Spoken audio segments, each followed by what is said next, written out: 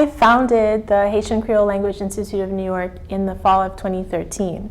But I had been teaching Creole for years before that, like private lessons and small group lessons.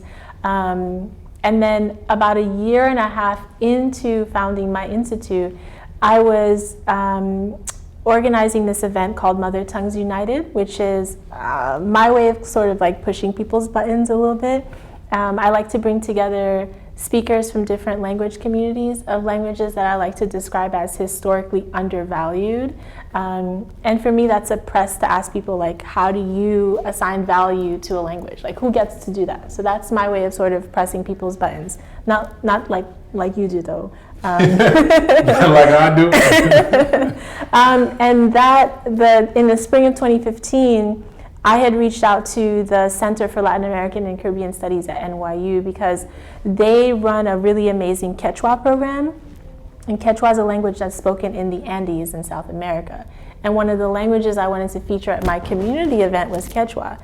So I reached out to NYU and I went in to talk to the director of that department. And I had already known that they were thinking of providing a Creole class at that department.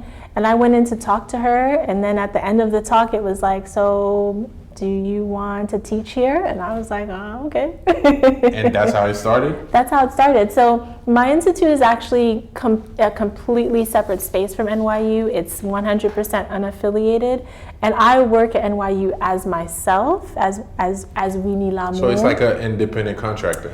No, I work as an adjunct professor at NYU. Oh, shit. Yeah, okay. so that's what I do there. But my institute kind of bleeds into my work at NYU because it's essentially the same kind of advocacy work, Did you have to set up some sort of what was the term? Like, not, I don't want to say NDA, but like telling NYU, okay, this is mine, and yeah. So I sort of made it really clear from the beginning that the curriculum that I was bringing into the space was mine.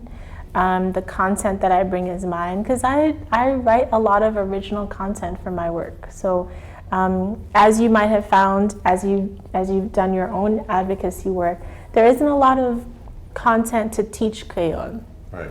I mean, there's not a lot of good content that's based on like research on how to teach language. I feel like you're throwing shots at me, yo. No shots, never shots. So I kind of went into teaching Creole like, oh shoot, I have to create a lot of stuff on my own. So I write a lot of short stories, I write poetry, I do a lot of reading, and a lot of the reading I do, I use that knowledge to create content for my students. So yeah, that's the short story of it. So my institute is completely separate from my work at NYU.